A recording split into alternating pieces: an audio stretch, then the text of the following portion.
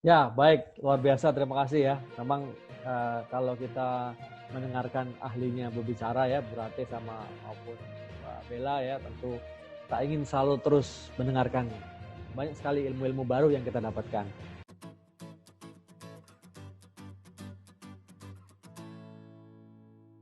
Oke, tapi tentu kita tidak ingin one way ya. Kita simpan dulu. Nah, nanti kita akan diskusi ya. Nah, teman-teman, sekali lagi saya apresiasi per detik ini udah 148 partisipan dan belum sampai limit 300 ya. License saya sampai 300, license Binus sampai 300 ya. Nanti kalau misalnya ada kondisi sinyalnya berkurang, mohon teman-teman videonya di mute, di ini aja, di disable aja, kita tetap pakai suara. Kalau nanti misalnya koneksinya kurang baik. Sejauh ini masih lancar ya. Tapi terutama pembicara jangan, pembicara penting nih kan. Pembicara sama hostnya tetap harus muncul. Nah, baik, mungkin saya tidak mengulas semuanya ya, tapi menarik sekali. Mungkin saya terakhir dari Bella tadi ya. Paparan di awal luar biasa. Mungkin kita nanti akan mengupas lagi persoalan tata kelola. Seperti topik kita hari ini, utamanya adalah bagaimana tata kelola global di sektor kesehatan. Nah, tadi sebenarnya Bella sudah sampaikan, tapi memang eloquent gitu ya, ininya argumentasinya soal posisi WHO. Ya. Kita tahu Bella ini termasuk yang mengkampanyekan pandangan konstruktivis, jadi begitu North itu muncul itu luar biasa, matanya bercerah, langsung berbinar-binar begitu ya, cerita tentang social distancing, ya, physical distancing segala macam. Nah, tapi ini menarik sekali bagi kalangan yang percaya bahwa ini kan sebenarnya memberikan satu trigger ya, pertanyaan apakah organisasi internasional masih relevan gitu ya. Walaupun tadi di ujung Bella sampaikan juga bukan berarti WHO nggak relevan ya. Nah, ini menurut saya menarik sekali untuk jadi awal diskusi kita juga. Di satu sisi mungkin existing global governance ya, itu mungkin tidak cukup lagi untuk menangani dalam kasus ini COVID-19. Namun demikian tidak mungkin kita membiarkan aktor yang ada tidak bekerja kan. Nah, tapi mungkin ada di sisi lain aktor-aktor yang makin banyak yang muncul. Nah, ini mungkin yang harus bagaimana memaknainya dalam konteks studi global governance ya. Bagaimana ketika aktor-aktor baru muncul ini namanya masih global governance apa enggak? Mungkin begitu kan. Nah, tadi kan Bella menyampaikan ada norms, ada network ya. Nah, kalau Michael Zern ya, kebetulan ini saya dan Bella sedang dalam satu project riset Globe yang dibiayai oleh Horizon 2020 Uni Eropa, itu juga bicara tentang dipimpin itu suhu-suhunya global governance ya, itu yang mungkin yang menginspirasi Bella juga mungkin ya Bella. Itu Michael Zern dari Jerman, itu bukunya baru terbit tentang Theory of Global Governance. Mungkin itu menarik juga untuk dibaca. Ada authority, ada legitimasi ya kalau nggak salah ya. Bella lah, ini areanya Bella. Nah, mungkin diskusi bisa diarahkan ke situ ya teman-teman. Mungkin kita bergeser dari global governance yang tradisional yang konvensional, mungkin menuju ke hal yang baru, munculnya proliferasi dari aktor ini akan menjadikan studi global governance dalam HI ini satu hal yang baru gitu ya. Kalau boleh kita membatasi dalam konteks global ya Bapak Ibu, rekan-rekan semuanya, sehingga diskusi kita tetap dalam framework HI. Nah, itu kalau komentar saya tentang paparannya Mbak Bella. Mungkin Pak Ade mau nambahkan sedikit untuk paparannya Mbak Ratih atau Mbak Bella, silahkan sebelum kita lempar ke floor. Silahkan Kang Ade. Saya kira untuk efisiensi waktu kita langsung ke ini aja. Jadi sifatnya mungkin tidak question and answer, tetapi mungkin bisa ada second opinion dari teman-teman yang lain yang punya perspektif yang berbeda. Okay. Cuma mungkin sedikit komentar. Memang COVID-19 ini telah mendeformasi hubungan internasional ya, dari sisi aktor institusi. Ada yang mengatakan kembali ke Kantianisme, ada yang mengatakan kita kembali ke Hobbesian. Ada istilah sekarang misalnya Homo homini conovarius sebagai pengganti Homo homini lupus. Oke, saya mengundang teman-teman untuk silahkan mungkin yang mau memberikan komentar, pendapat, juga pertanyaan bisa mengacungkan tangan atau kami akan mendeteksinya lewat kode yang diberikan oleh Zoom. Silakan. Ya, ada yang berikan paparan? Mau ada komentar? Gak apa-apa, bebas saja. Ini forum bebas ya. Ini kan forum kita ngopi-ngopi pagi ya, tidak terlalu berat, tapi kita ada topik untuk diangkat. Kayaknya ada yang biru-biru itu, ada tanda biru tangan. Mana tuh? Di partisipan Pak De. Silakan. Ada biru-biru. Oh, sebentar ya, ada Desi ya, ada Bu Desi, Andi Firmansyah, ada Pan. Oke, silakan. Siapa dulu nih? Silakan. Desi dulu ya, sahabat. Mbak Desi, silakan. Desi ya, kita concise ya. Oke, silakan. Ya, selamat siang semuanya. Selamat siang Bella. Sudah lama kita tidak ketemu. Terakhir di Amrik dulu.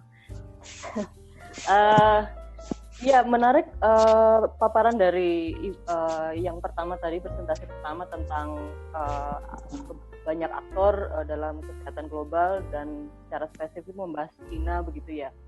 Kemudian juga peran aktor yang lain dan bagaimana diplomasi negara-negara tersebut. Hanya yang kemudian melanjut ke presentasi kedua oleh Bella adalah masalah tata kelola kesehatan global.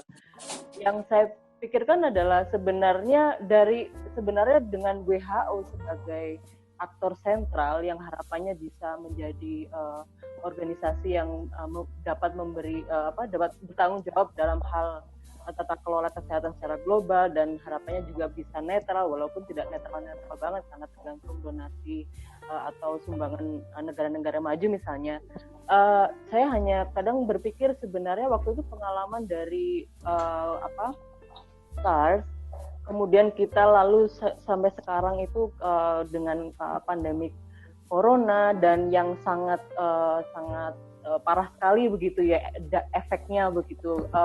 Yang kadang yang saya pikirkan adalah bagaimana sebenarnya WHO dalam tahun-tahun berjalan yang lalu itu mengambil pelajaran dan lalu membuat suatu penyesuaian atau misalnya antisipasi misalnya dalam hal early warning system misalnya, atau dalam, kalau tadi Bella bilang adalah dalam hal tools begitu, misalnya kalau sudah ada banyak riset memperkirakan akan ada pandemi yang datang dan buktinya adalah Desember kemarin begitu, yang awalnya dari Cina gitu. Dan terkait aktor masing-masing negara dalam hal ini Cina begitu ya, saya kadang juga ketika mengamati berita dan ada hal di mana awal-awal outbreak ini muncul, Cina tidak begitu transparan begitu.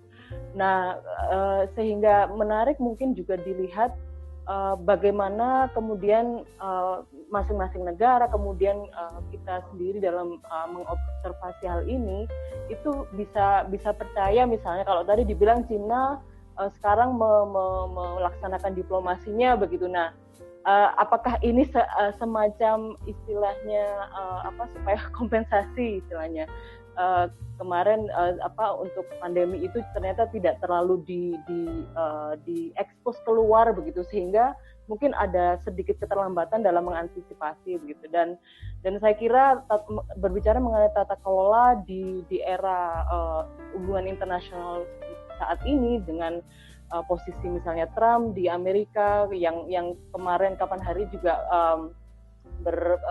beropini bahwa akan mengurangi kontribusinya, saya pikir akan semakin challenging begitu untuk WHO ke depannya gitu ya. Tapi harapan saya adalah semoga dalam tata kelola ke depannya yang kalau tadi dibilang norms, aturan segala macam bisa dibuat mungkin bisa mengembalikan kepercayaan internasional kembali terhadap fungsi WHO yang menurut saya masih penting dalam hal ini. Tidak ada pertanyaan spesifik tapi komentar saja. Terima kasih, itu dulu. Ya, baik, terima kasih Mbak Desi, luar biasa ya, bagus sekali tentang bagaimana peran WHO. Baik, kita sharing ya, kita diskusi. Di berikutnya Mas Andi, silahkan. Andi Firmansyah. Ya, terima kasih banyak Prof. Tirta dan juga dosen-dosen sudah menyampaikan materinya dengan sangat baik. Pertanyaan saya ingin tujukan kepada Bu Bella yang membahas tentang global governance tadi. Saya punya 2 pertanyaan. Yang pertama, tadi Ibu Bella juga sudah menyebutkan adanya konsekuensi jangka panjang yang akan diterima oleh negara-negara penerima bantuan. Nah, saya ingin menanyakan bagaimana pendapat Ibu Bella supaya negara-negara ini pun juga bisa merespon bantuan-bantuan yang diberikan, karena yang mungkin secara sederhana kita juga dapat tahu bahwa menerima bantuan berarti harus menerima konsekuensinya. Jadi apa yang harus diperhatikan oleh negara-negara dalam menerima bantuan tersebut? Walaupun sekarang terdapat dilema apakah bantuan itu diterima karena memang menyangkut dengan banyak jiwa seperti itu. Dan yang kedua yang ingin saya tanyakan juga Ibu, bagaimana tanggapan Ibu tentang kerjasama antara pemerintah dan saintis? Yang saya tahu juga WHO itu juga terdiri dari scientific community, dan bagaimana seharusnya pemerintah dan saintis itu bisa bersinergi dalam mengatasi pandemi ini. Terima kasih Ibu. Kasih kesempatan bagi mahasiswa untuk mendadar dosennya ya. Nah, ini transfer knowledge ini bagus ini kan. Ya, oke. Pak Zulfan, kita batasin 3 ya. Pak Zulfan, silakan. Mas Zulfan. Terima kasih banyak kepada seluruh dosen dan profesor dan seluruh partisipan yang telah memberikan materi yang begitu baik. Saya sendiri sekarang sedang berada di Taiwan untuk mengikuti sebuah student exchange selama 1 semester, dan memang pertanyaan saya sebetulnya hampir mirip dengan pertanyaan Mas Andi, di mana bagaimana pemerintah bekerja sama dengan seluruh saintis yang ada. Mungkin dalam lini kecil adalah saintis-saintis yang ada dalam negeri, karena memang dilihat seperti negara-negara maju seperti Korea dan Jepang, begitupun Taiwan di sini, pemerintah dengan para ilmuwan itu bekerja sangat lebih besar, bahkan bagaimana pemerintah pun di sini melindungi para dokter, para perawat, para tenaga-tenaga kesehatan. Namun memang ketika pandemi ini terjadi, saya sedikit miris ketika banyak negara-negara yang memang semuanya seperti kecolongan seperti itu. Dan Taiwan sendiri di sini yang ingin saya sampaikan bahwasanya mereka, meskipun mereka lebih dekat daripada sumber virus, tapi mereka terbilang lebih cepat dalam menekan seluruh penyebaran virus yang terjadi, di mana sekarang semua orang harus menggunakan masker, di mana semua orang ditembak dengan tembakan suhu, dan di mana semua orang harus mengisi sebuah health deklarasi terkait dengan riwayat mereka dalam melaksanakan kunjungan-kunjungan ke beberapa tempat. Dan pertanyaan saya mungkin sekitar hanya bagaimana sebuah negara kecil seperti Taiwan ini, ataupun mungkin pada dasarnya seluruh negara, mereka apakah bisa sebuah humanity ini lebih dijunjung tinggi daripada sebuah pressure politik gitu kan, karena saya lihat bagaimana WHO juga ikut membantu beberapa negara, terus bagaimana dengan situasi yang sangat-sangat seperti kayak mungkin situasi yang sangat kacau seperti ini, kenapa semuanya kembali kepada urusan negaranya masing-masing begitu, padahal virus ini juga muncul dari hanya satu negara, dan tapi seolah-olah semuanya ya take care by their own country gitu loh. WHO sedikit melihat di sini mungkin ada limitasi-limitasi WHO juga, mungkin sebagai sebuah organisasi internasional yang mereka tidak memiliki supranasional untuk bisa ikut involve mengatasi pandemi ini. Mereka hanya mengeluarkan beberapa peraturan atau mungkin norma dan saran-saran seperti itu. Karena mungkin kalau misalnya, kan saya pernah baca di berita bahwasanya WHO telah memberikan bantuan, tapi bantuan ini tidak secara spesifik disebutkan ke mana gitu. Mungkin political pressure seperti ini bisa mungkin dikaji lebih ulang lagi seperti itu. Namun secara keseluruhan pertanyaan saya hampir mirip sama seperti Mas Andi, bagaimana sebuah negara bisa bekerja sama baik dengan para saintis ataupun kerjasama secara regional ataupun secara internasional. Seperti itu. Terima kasih. Ya, baik. Terima kasih pertanyaannya. Mungkin saya tidak menyarikan, tapi penting yang terakhir tadi, terutama soal humanity over politics. Nah, mungkin baik Bu Ratih ataupun Bella, nanti Mbak Bella bisa juga mengarahkan ke sana. Itu menarik. Jadi menurut saya diskusi ini tidak hanya diarahkan kepada hal sifatnya teknis ya, tentang penanganannya seperti apa, tapi juga tentang ideas ya.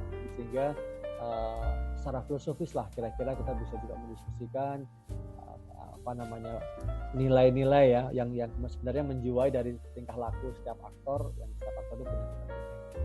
Nah, baik, silakan nanti, walaupun tadi pertanyaan kepada Mbak Bella, nanti Bu Ratih juga boleh menambahkan. Saya kira demikian. Gitu ya, silakan Mbak Bella mau merespon.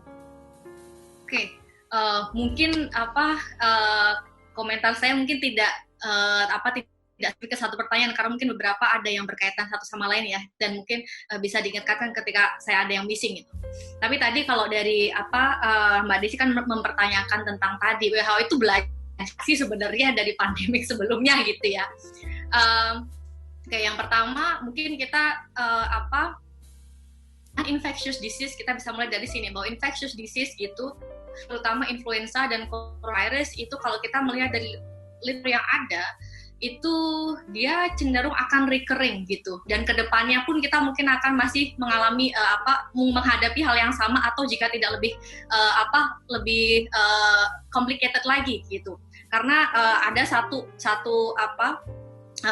chapter buku yang dia menjelaskan bahwa saya nggak tahu, saya bukan ahli kesehatan gitu ya, jadi silahkan dibetulkan kalau misalnya kurang tepat. Tapi dalam buku tersebut disampaikan bahwa virus influenza misalnya itu meskipun fatality rate-nya rendah, tetapi dia termasuk virus yang tidak stabil dan dia memiliki kecenderungan bermutasi selama setiap seperempat abad, berarti setiap 25 tahun gitu ya. Jadi berarti selama itu mungkin kita akan menghadapi epidemi atau mungkin pandemik influenza dalam tingkatan yang lebih berbeda gitu. Coronavirus tidak seperti apa, tapi beberapa sudah mengindikasikan bahwa dia pun juga bermutasi juga. Saya kurang tahu periode berapa gitu. Jadi bahwa di sini kemudian melihat bahwa ini pentingnya tata kelola kesehatan tidak hanya sebagai remedial untuk mengatasi satu pandemi, tetapi juga preventive action ke depannya seperti apa gitu. Nah, apakah WHO belajar? Ya, WHO belajar. Saya bukan in defense of WHO gitu ya, banyak kritik yang saya sampaikan juga. Tetapi kalau kita melihat misalnya saja yang tadi terkait dengan pandemik influenza, ini sebenarnya kan tadi yang saya katakan bahwa ini sesuatu yang sudah lama berjalan gitu, dan di awal pendirian WHO 46 ya itu kan sudah ada kerjasama internasional termasuk sistem yang dikembangkan untuk dealing dengan pandemik influenza ini. Tetapi kemudian karena menurun, cenderung bisa oleh industri farmasi gitu ya, sudah ada vaksinnya dan segala macam, akhirnya kemudian minat dan juga urgensi terkait dengan hal ini menurun gitu ya. Baru kemudian ketika 97 muncul avian influenza gitu ya, kalau nggak salah di Hong Kong gitu, ini kemudian menjadi satu polemik begitu. Sebenarnya masih sama permasalahan virus influenza yang tapi kemudian ada securitisasi lagi gitu. Tadi framing itu kemudian membedakan bagaimana kemudian satu era akan merespon secara berbeda di era yang lainnya gitu. Nah, ketika ini muncul tahun 97, kemudian perhatian dan juga resources untuk menangani isu influenza ini kemudian muncul kembali.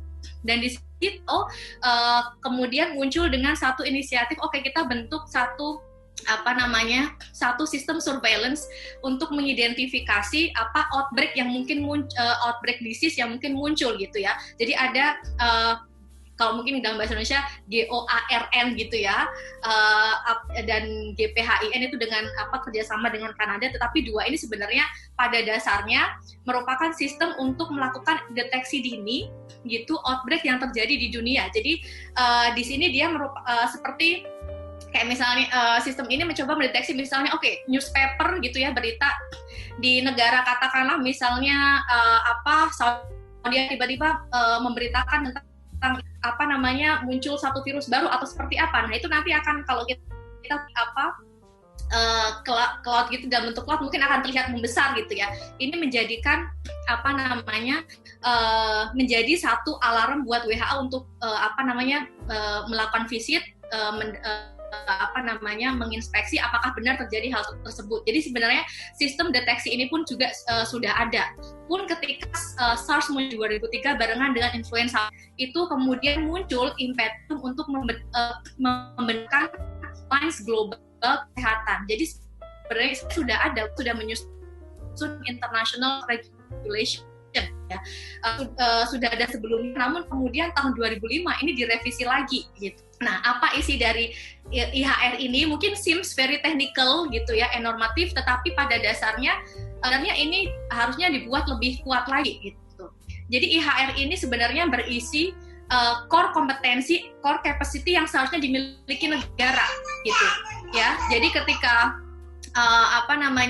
negaranya memiliki kemampuan satu untuk report, untuk memberikan notifikasi kepada WHO ketika outbreak.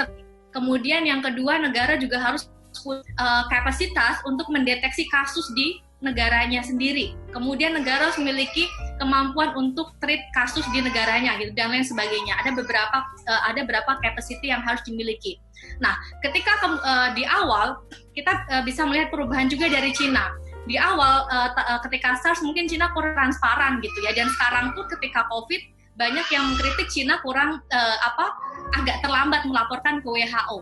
Tetapi kemudian ketika pada akhirnya Cina melaporkan, juga kemudian bekerja sama dengan baik, bahkan kemudian sharing genom dari COVID ini sehingga bisa negara-negara lain ini mengembangkan vaksin. Ini merupakan satu contoh bahwa WHO punya power, kemudian providing guidelines and regulation yang seharusnya diikuti negara, dan kan terbukti negara besar seperti Cina pun mau akhirnya bekerja sama gitu. Jadi buat saya tadi WHO belajar iya gitu, cuma memang kita perlu melihat kelemahannya apa. Kelemahan tadi WHO secara funding juga tadi tergantung pada kontribusi mandatori dan juga sukarela dari negara anggotanya gitu ya. Sementara banyak pandemik penyakit-penyakit yang muncul yang harus kemudian ditangani WHO. Yang saya amati sering terjadi adalah ketika satu pandemik itu berakhir, kemudian WHO mungkin akan menurunkan atau cutting fundingnya dan beralih ke isu lebih urgent. Dan dalam hal ini mungkin justified ya, bisa sepenuhnya disalahkan karena memang secara funding terbatas gitu.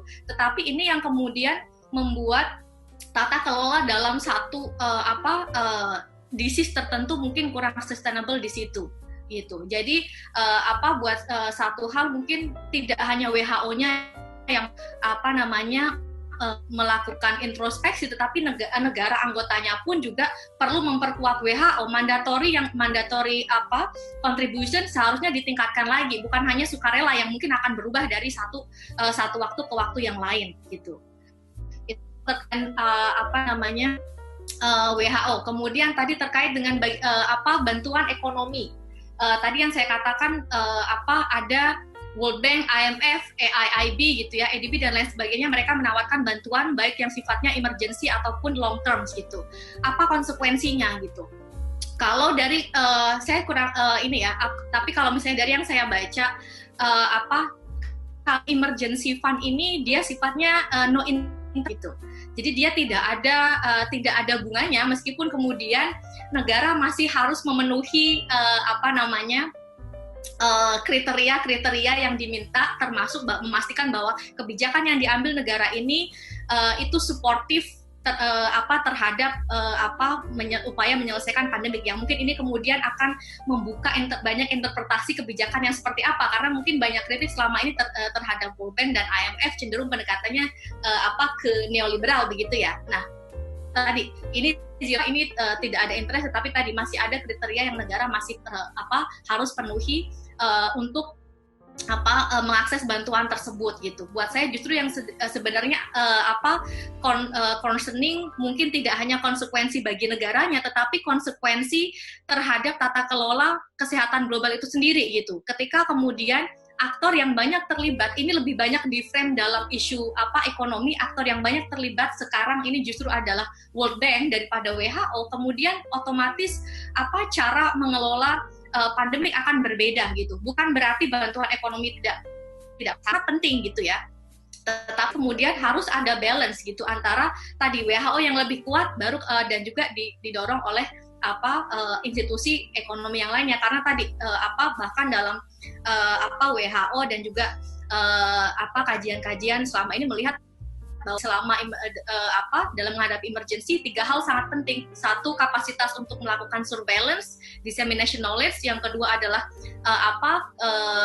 kapasitas untuk memberikan financial and material assistance, dan yang ketiga adalah rule making gitu. Dan dalam hal ini berarti memang diperlukan World Bank dan institusi finansial lainnya, tetapi kemudian jangan lupa untuk memperkuat institusi kesehatannya itu sendiri gitu.